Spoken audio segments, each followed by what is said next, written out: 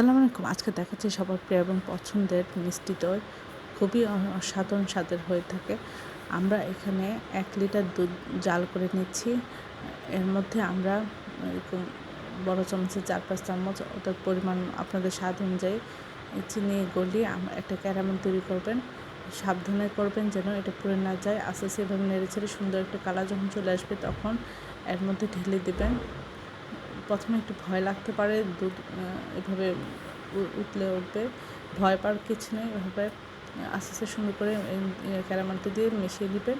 তারপরে আমরা দুধটা যখন ঠান্ডা হয়ে যাবে আমরা এভাবে এক সাইড দিয়ে যে আমরা দুধের টক দইটা রাখবো এর মধ্যে দিয়ে দিব। দিয়ে দেওয়ার পর আমরা চুলার মধ্যে কাপড় গরম করে এটা ঢেকে দিয়ে সুন্দর করে আমরা রেখে দেবো সারা রাতের জন্য বা কমপক্ষে ৫-৬ ঘন্টার জন্য।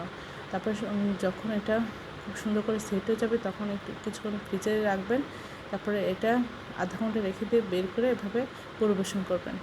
এই দইটা এতটাই টেস্টি হয়েছিল, মনে হয়েছিল যে এটা একদম দোকান থেকে নিয়ে আসা। এতই সুস্বাদু এবং এত টেস্টি হয়েছিল যে বলার বাইরে। এভাবে আশা করি একবার হলেও এই রেসিপিটা ট্রাই করবেন। সবাই আমার চ্যানেলটি লাইক এবং শেয়ার দেবেন, সাবস্ক্রাইব করবেন এবং প্রিয়জনকে বেশি বেশি করে শেয়ার দেবেন। আমার চ্যানেলে সব রকম রান্নার রেসিপি রয়েছে, আশা করি দেখবেন।